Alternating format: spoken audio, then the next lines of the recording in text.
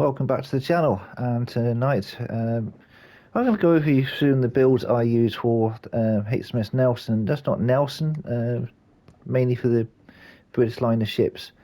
Predominantly though, we're going to be looking at Nelson because I've done some ranked battles and some of my fleet colleagues in my fleet to me said, well, we got Nelson, but don't particularly like playing it. Well, I can understand the reasons why some people don't like playing it because, well, mainly she has got that front of her nose there. If you get hit hard right between just above her anchor chain, well, I suppose he's quite vulnerable because the citadel is just surrounded by that area. But if you face the enemy head on like this, she's got a nice slick profile. Some ships can punch through it on that angle, but unless it's a North Carolina, a lot of it's going to bounce off. It's only more like when you get this kind of angle, like that, when you're going to punch through, straight through where the anchor chain is, where the first turret is. That's where he's quite vulnerable. But there are advantages and disadvantages to this style of ship. The main advantages is that all your guns are on the front, so that means you don't have to sew the whole side of your ship like this, the board side. And we're just going to show you a game in a minute where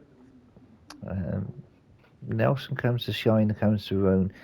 Where she struggles since they brought aircraft carriers in the game is that, well, aircraft carriers can actually shred this thing to pieces, unfortunately, but because he's only got 46% AA. And please, Wargaming, do something with my favourite ship. Give me some more anti-aircraft fire. It's a wonderful ship, and I'm sure during the course of World War II, it was got updated as the same as many other ships during the course of World War II. They knew aircraft was going to be a threat, so they put more AA on it. And apart from swapping out one of the mods to put more AA on it, or swapping out a commander to improve the AA, and then you'd find out you don't go against aircraft carriers, it's better to just try and go in a division, or if there are aircraft carriers, then perhaps try and double up and go within 2-3k or very close vicinity of another ship. So, without further ado, I'm going to go into what commanders I use. Well, obviously, if you've got the Nelson ship, it does help if you have the Nelson commander. You can use other commanders in it as well, but Nelson I always recommend more than anything else, and I'll tell you the reason why. Let's get into it. So we're using Nelson with Andrew Cunningham, and we're using the Charnos commander. I find with the Nelson, she's not the world's most accurate ship. You've got to try and build into the accuracy of the guns. And once you do that, and with the Nelson Big 7, which is over here, you will see that we are now getting extra shell damage and extra AP damage. Extra AP and extra HC damage by plus 16%. The downside is they give it one hand, they take it away the other. Your armor penetration's down, but most people just shy away. Oh, that's not so good. We'll go to drives and drill bits, and then. But the only problem is that your speed is down by minus 7%. So I would still recommend using Big 7 because do you want to be down to only about 22 knots? No, you don't. 24 knots with a battle boost on there, you probably maybe looking around about 25. Yes, it's slower than some tier 6 ships at the game, but it's still fairly average because like Colorado, North Carolina doing the same sort of speed, so it's adequate. But when you start dipping below, you're making yourself vulnerable because other ships can catch you up and they can absolutely wreck you. I tend to use sometimes a float between fight fire and fire and running with scissors. Now, running with scissors with Charnos commander is you counterbalance one for the other. What I mean by that is, you see there by putting running the scissors on there, your dispersion is +3. If you got your Charnos commander ranked right up, see what happens. -4. So that means you're only losing 1% on your dispersion rather than opposed to what I just mentioned, which was 3%. So you're up to 1% on dispersion. So you're still going to get a fairly accurate ship.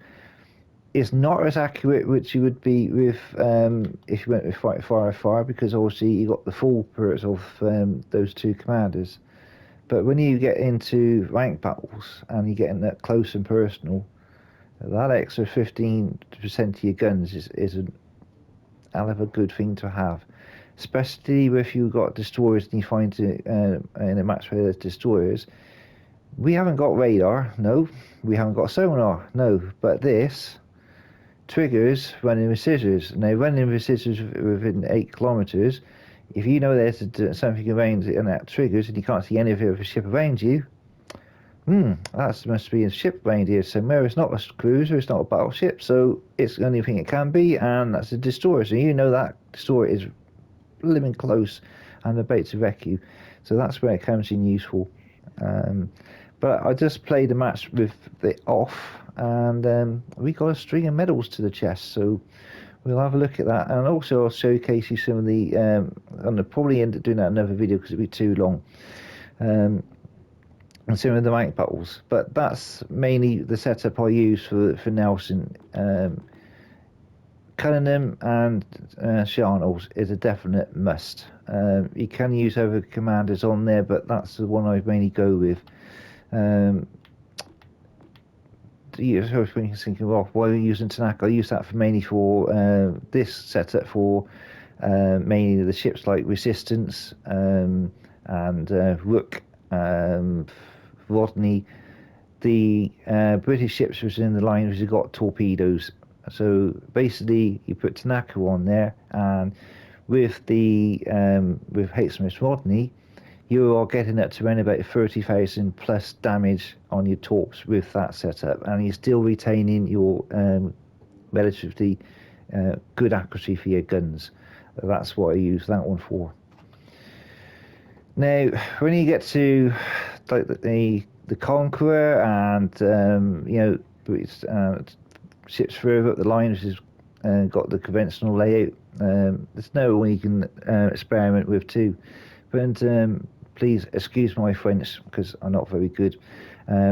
Just say Devant, because all the way down there is giving you +6 on everything to do HE, so that's going to give you an extra wallop. So let's have a look into that. Specs. So, no, that's the wrong one. So we got to go to preset 3. So with that, it's giving you a damage output on the HE cells at 8,418 with a 46% chance of setting fires. That's going to make the eyes water a little bit, to say the least. So yeah, that's. Sometimes I use Nelson on that one as well, but without Charnel's command being on there, it sends the shell sender to spread a little bit. Mainly if you're using something like HMS Marlborough, which has got 16 guns, so that's going to boost your damage to your HE. It's going to be really good. Conquer also got a lot of guns on it. I can't remember off the top of my head, but it's running about. I was thinking it's running about 12 guns on the Conquer. I can't remember, but it's quite a few. Nelson, she's only got 9 in the nose, so you need to get those rounds down on target. So I tend to go with full accuracy. So, but we will have a look at the other setup. Let's have a look. Oh, presets 1. Okay. So this is the one with regard to the Charnels and Cunningham was mentioning about. So you're dropping it down to about 8,004. Okay. So it still packs the wallop, and you still got a 46% chance of setting as fires. So on the main, on AP, it's 13,920, but there again, that's where you get penalised right there and there for your, well here, so I say for your penetration. But when you're putting out that much damage, It don't really make much difference, folks. That's still going to hurt ships, as you will see coming up in the gameplay shortly. Commanders I don't recommend. Probably Cunningham. Cunningham, if that's the only commander you got, then it only gives you 2 heals. This gives you 4 heals, and I've been down to my last 100 hit points, and I kid you not, I've hit that heal, gone behind an island, and I got to 30,000 hit points, and I can do that 4 times. There are swings and roundabouts for every ship. Yes, I appreciate people are going to be screaming down at me, saying, "Oh, it can be Citadel." Any ship in the game could be easily taken out and fit it in the right place. You just got to know play the ship's strengths and play the ship's weaknesses. So that's that. The other one you can doing as well, which I have used. Ignore the guys. Is Mr. Fisher, John Fisher. Now, it doesn't look like Finn. That's the final boss commander guys there. But this is another thing you can use for your British ships. I'm using Fuso because obviously it's giving you another set of chance at 3% of chance of setting fires with Cunningham. If I'm using, say, for example, Monarch or Vanguard, I will use this one because obviously you're getting minus 3% there on your reload for 3.5, and also getting another 5.5 there with Parload's Revel. So that seems like on ships like Monarch, Vanguard, especially Vanguard with your reload boost, you can get down to, when you reload boost his arms, you can get around about a 10-second reload for the time period that reload boost is on. And IRA players and some of the other American battleships players you're playing against with their 30-second plus reload, and you'll suddenly see your Vanguard turn up and he's hit his reload and he's got 10 seconds reload. Sorry gents, you ain't going to be around for much longer when you're going against that. Right, so there again, same as I've done there with Fisher. I've set it up with regards to some of the ships we got with torpedoes. So we got Cunningham and Tanaka, so we could swap that one out as opposed to using the Nelson Commander similar setup. But this is where it comes in useful with Fisher when you got to your ships which has got the like resistance, and I do believe Rodney when he got the speed boost on there.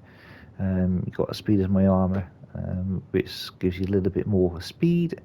So it's very useful to get to one place to one cap to another when you want to try and capture those caps.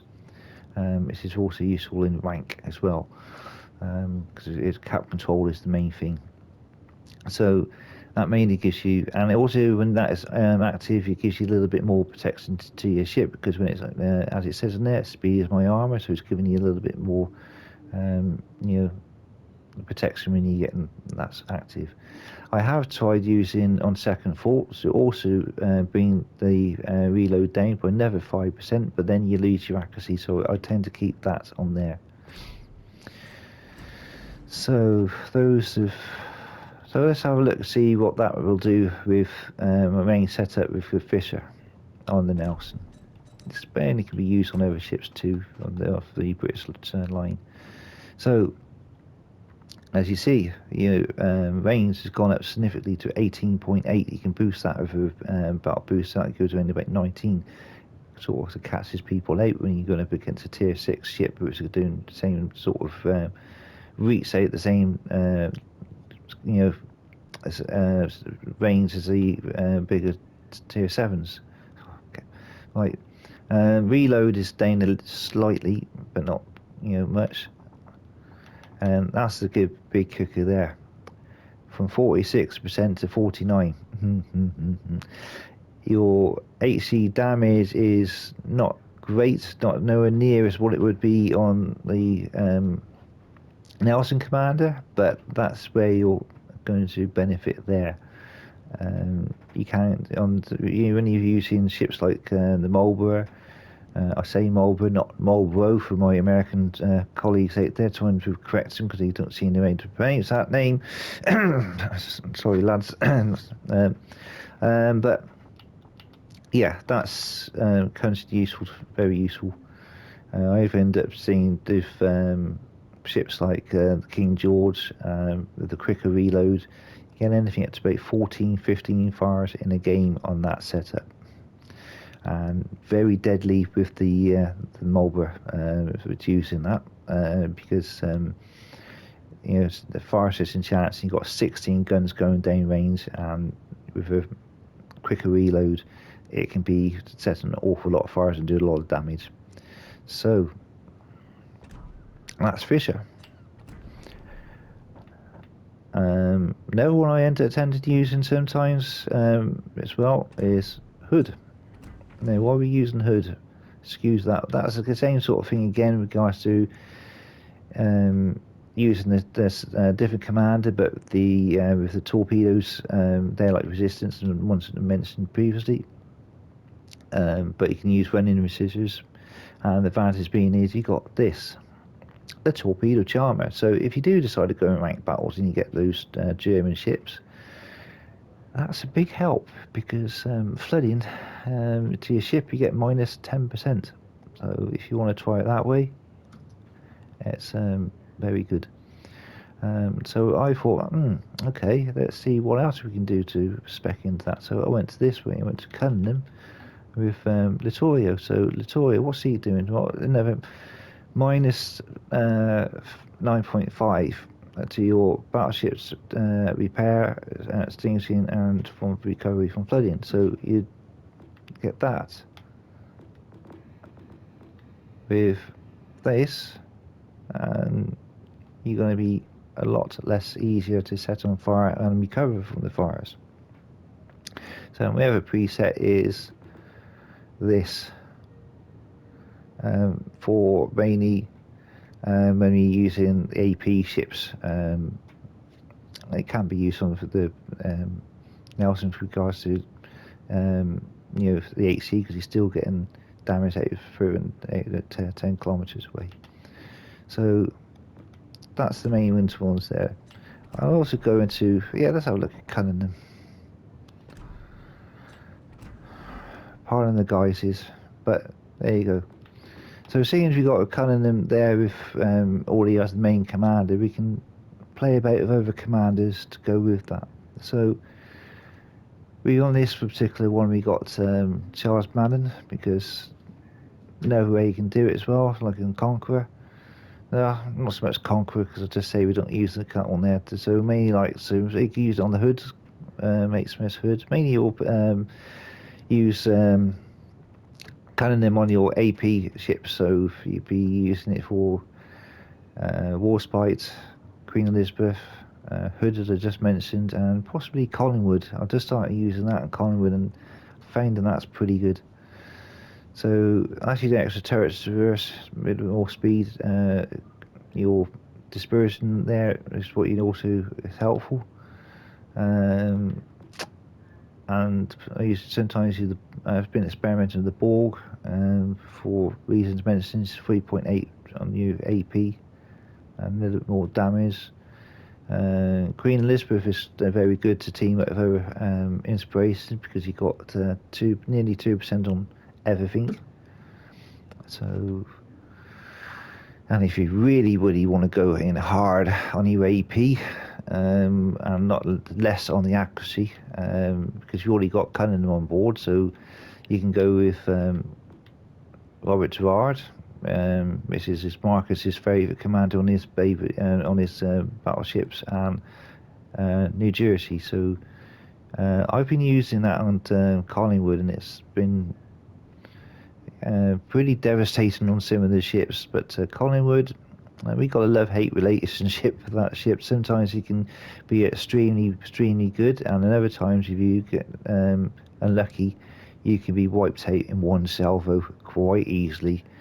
I do love that sort of style of ship with all the gunners pointing over the nose, like Duncan, Nelson, Rodney.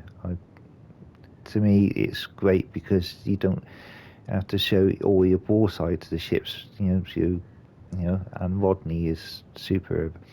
So that is mainly my builds for the British ships. As I say, Cullinan are only used for the AP ships, as I mentioned.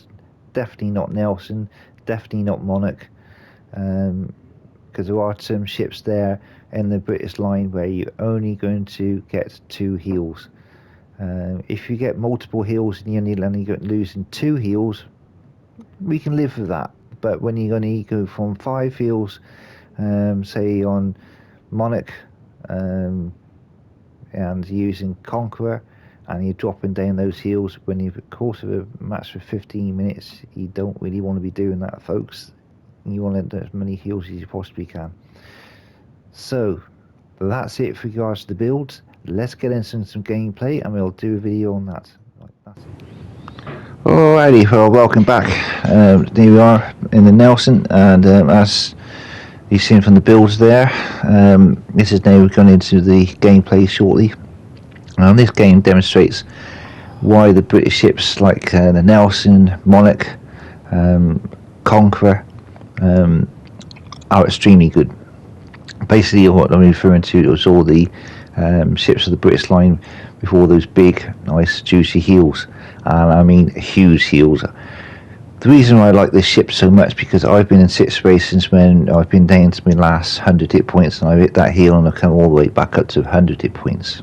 Sorry, 30,000. So you on my last legs thinking, this is just a totally hopeless situation. We are going to die in minutes. But if you manage to get behind an island, hit the heel, you can reprint your ship and come back to the fight. And this just shows how good this ship is when it goes at doing that. It can take a lot of beating regards to saturation damage. What I mean by that, I mean by fire damage, and if you put your button nose in, you're going to able to take a fair bit of punishment. Where it's weak, as I mentioned before, is just where the first tower is, just where in the where the anchor chain sits. If you get hit there, you get wrecked. And there's Marcus on my right. He's my fleet deputy, so we've got a couple of spaces left in our fleet. If you want to join us, get in touch with me or send a fleet request to Captain J Birdseye Fleet. We're up to 43 members at the moment, so we got a little bit of space left if anybody's interested in joining us. So here we are, I'm pushing it towards the A cap. Now, you notice our destroyer right there, he's not doing much because he can't do any spotting because he's named behind an island. We have got aircraft carriers in this match, I do believe. Yes, we have. So it's not a good situation to be in because so one of the weaknesses of Nelson, she's got 46% AA. So what you got to do is try and overlap your AA with another ship by the side of you, as I'm trying to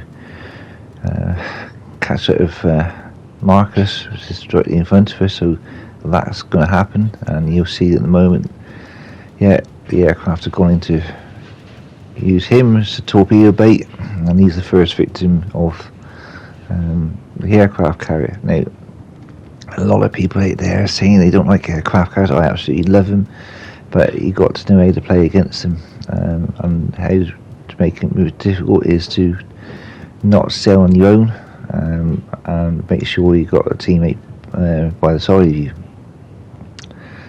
That's going to make it a lot more difficult.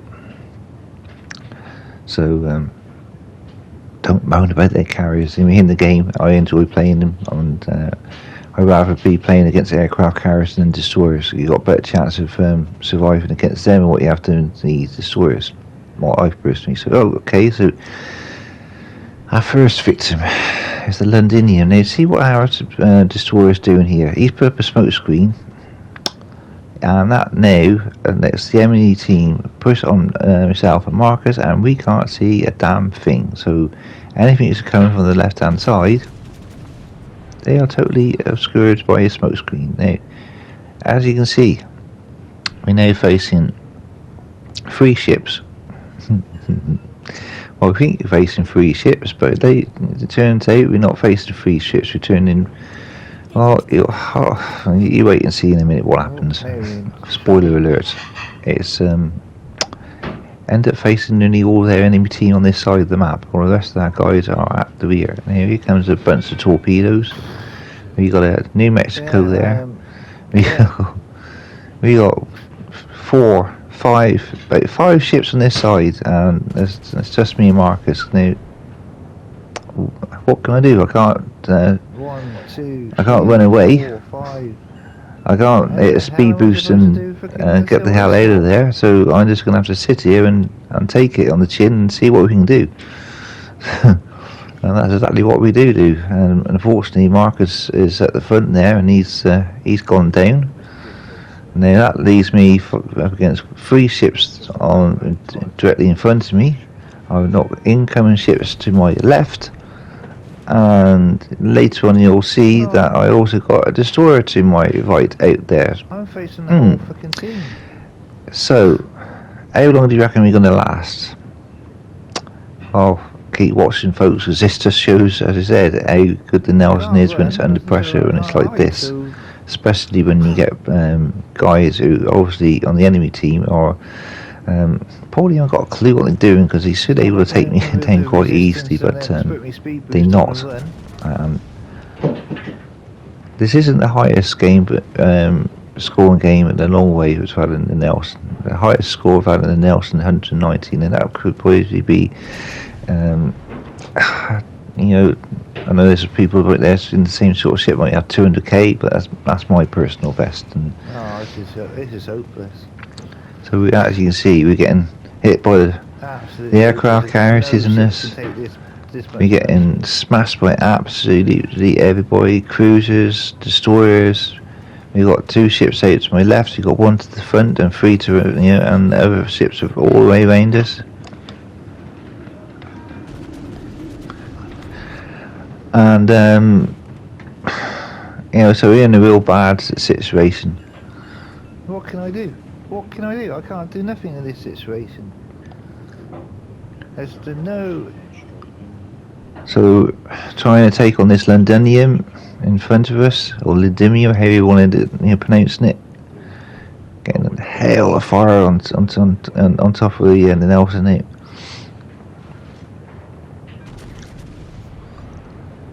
And I'm just trying to slam it in reverse. You can see I don't know what to do here. You see some shell fire coming off from a friendly ship behind me, whatever that may be. So we're getting a little bit of support now, thank goodness. And still raining down on top of us. I'm just letting those fires burn. Luckily, I am using fight fire with fire, so it is helping to keep us alive a bit. So I thought it's okay. He's then putting fire on me. I'll end up putting some fire on him. But so luckily enough, there is a smoke screen there, and that's what I'm heading towards. So we get a little bit of relief, and then comes some torpedoes. Luckily, they run out. So now we got 2 fires on us, and I'm just letting them burn. We got a heel come off in a minute, and hopefully when you get in this smoke screen, I can get a little bit of a respite. There you go. Concealment's back up. So we hit the heel now.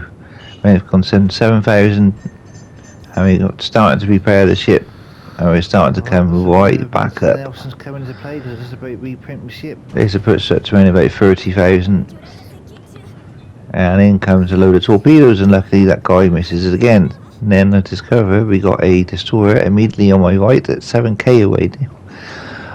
I gotta try and protect myself from the incoming ships in my front, and I got a destroyer on my right. What am I gonna do? So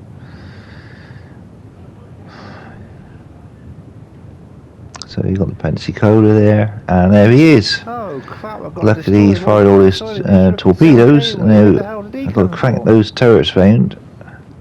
Can't actually bring the ship round, because as soon as I was bringing the ship round to bear, that's going to expose my board side. So I can't fucking go and see him, and the fucking ones in my front. Very difficult situation to be in, and I'm still getting the hell of fire coming in. So we've got 2 heels left in the Nelson heels. As you can see how much damage we can repair. So here we go again. He's got us on fire again. So I put a load of HC shells at him. And at that point, I got it. Hopefully, I'm getting onto the destroyer to my front here. To, oh sakes, get on that destroyer! But I don't know what happens behind me. I got to try and ignore him for a minute because I got to face these battleships and cruisers in front of me. So then we hit another heal, and then we back up to the 30,000 hit points again. These guys and these battleships and cruisers thinking, what the hell I've got to do to kill this guy, because he keeps on coming back up all the time. That's the power of the Nelson heals. This is why I enjoy playing the British line of ships, and this is why sometimes I put my hands up. I struggle playing the American line of ships because you got tiny little heals which do absolutely nothing compared to the British line. So I'm thinking I can play it in the same sort of style. I can end up taking some punishment, and you can't. The American line of ships are not as robust, so I say, in regards to their heals. Yes, okay, Nelson can be citadeled into the next oblivion if you play it wrongly, but this is just showing you how to play it correctly. Or maybe I had a bit of lady luck on my side. I don't know that the only teams were I was, but Pukoon, we took some punishment there, and it didn't do much damage. They all bounced off and shattered. So luckily we were up against a tier 5 ship here. Probably if he was up against North Carolina in tier 6, then or tier 7, it would have been a whole different ball game. But this is where she shines with up against tier 5s and tier 6 ships. Apart from the North Carolina, probably, as I say, North Carolina could probably end up wrecking this ship quite dramatically. So now we are getting a little bit of help from our teammates.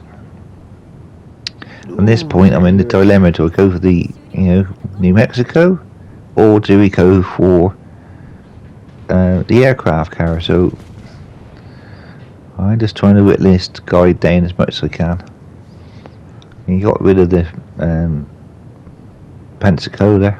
I think we have got some help coming from the our blue team there. So I see the aircraft carrier directly in front of us, and I'm thinking, let's get him off, because always the board, because he's just going to keep wrecking us with his aircraft. Here comes the carrier planes.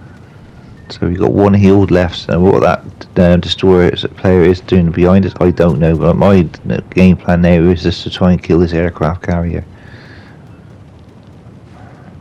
And kaboom, we get another big hit there from the New Mexico, just trying to keep my gun, my guns facing, say, forward, and then bang, the aircraft carrier gets us. So we gotta try and finish this carry off.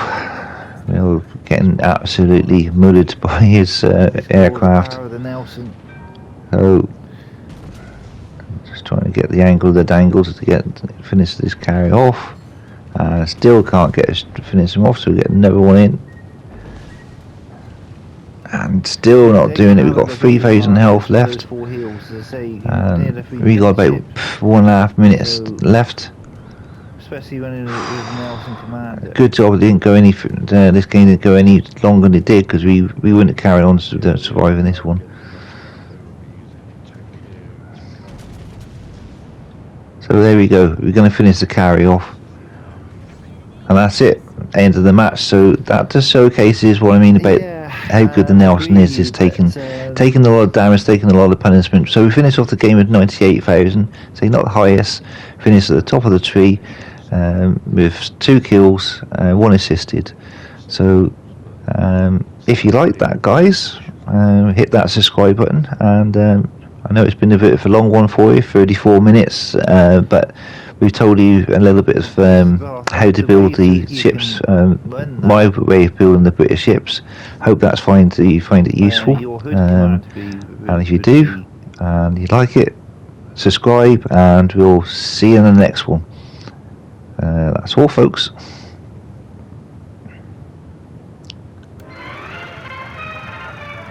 Till the next time.